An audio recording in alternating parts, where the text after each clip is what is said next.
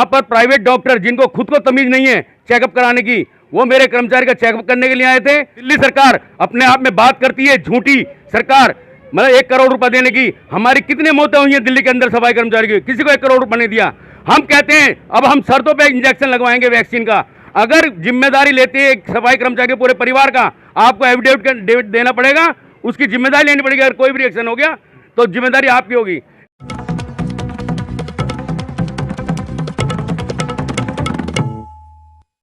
नमस्कार दोस्तों, मैं आपके साथ हूं रहमान सैफी और आप देख रहे हैं साया न्यूज़। जय हिंद, जय भारत, जय संविधान। आरबी उटवाल जी के पास पहुंचा हूं। मुद्दा आपने पढ़ लिया होगा, वैक्सीन को लेकर जो दिल्ली में ट्रायल शुरू होने वाला है। बस बिल्कुल आम आदमी पार्टी दिल्ली सरकार की तरफ से कर्मचारियों का, जितने भी लोग हैं, जितने भी डिपार्टमेंट, उन सब का। तो उटवाल जी की उसमें अपनी एक छोटी सी बात है, वो मैं आप तक पहुँचाना जरूर चाहूँगा। वैक्सीन के मुताल्लिक है कि वैक्सीन सफाई कर्मचारी तक पहुँचेगी, किस तरह से पहुँचेगी या नहीं पहुँचेगी।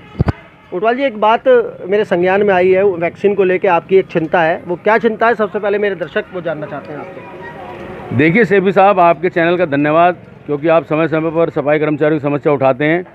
वैक्सीन को लेकर सबसे बड़ा हमारा जो सफाई कर्मचारी है, कम पढ़ा लिखा है, वो बहुत भयभीत है। उनसे आधार कार्ड मांगा जा रहा है, जो प्राइवेसी है उससे कुछ भी नुकसान हो सकता है कर्मचारी का, चाहे वो फाइनेंशियली हो या किसी प्रकार भी नुकसान हो। पहचान पत्र, पैन कार्ड और मोबाइल नंबर। तो मैं आपके चैनल के माध्यम से आह्वान करना चाहता हूं, दिल्ली सरकार हो या केंद्र सरकार, आज 1 साल बाद ये वैक्सीन की बात कर रहे हैं।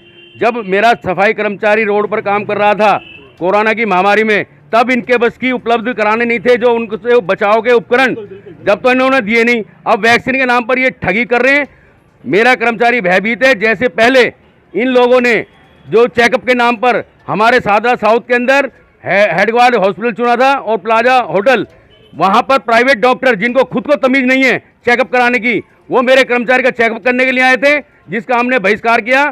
क्योंकि उस दौरान एक कर्मचारी 254 वार्ड का मनोज नाम का कर्मचारी, जिसको पॉजिटिव बताया गया, वो इतना भयभीत हो गया, उसने रात को सुसाइड कर लिया। उसके 5 बच्चे हैं।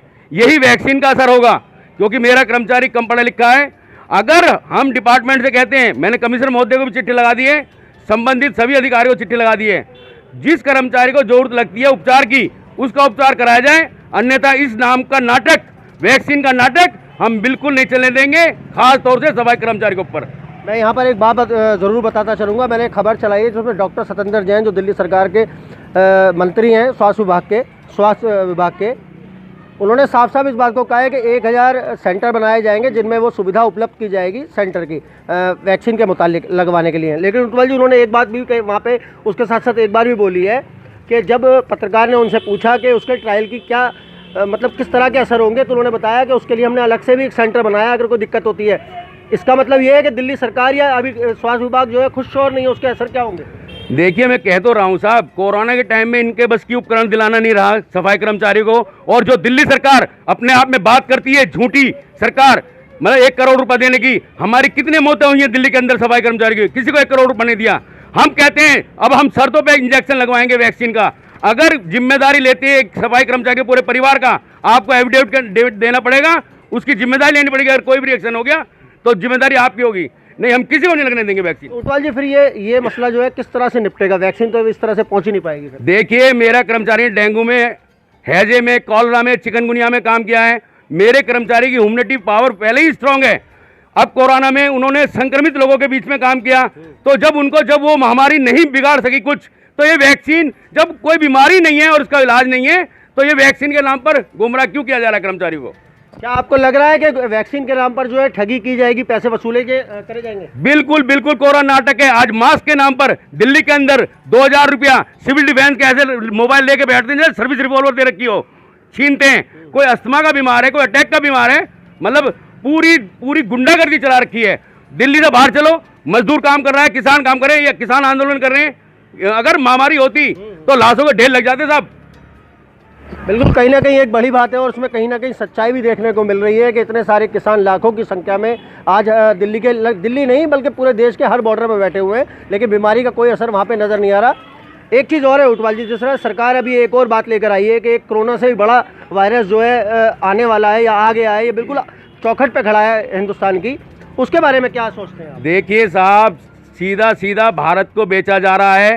आम पब्लिक सब जान चुकी है। आप जैसे सोशल मीडिया उसको दिखा रहे हैं, जो बिकाऊ चैनल हैं वो घर में बैठे हैं गोदी में, किसकी गोदी में? उसकी गोदी में, झूठों की सरकार की गोदी में, क्योंकि पूरा भारत आज बीत चुका है, भुखमरी के कगार पर है।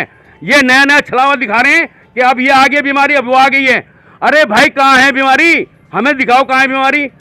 लाखों किसान जब ये बिहार में चुनाव पे जाते हैं रैली पे, मोदी साहब, वहां लाखों आदमी इकट्ठा होता है, वहां कोई बीमारी नहीं है, वहां कोई मास्क नहीं है। सिर्फ और सिर्फ भोला समाज, अनपढ़ समाज, गरीब समाज वो आज भुखमरी के कगार पर है।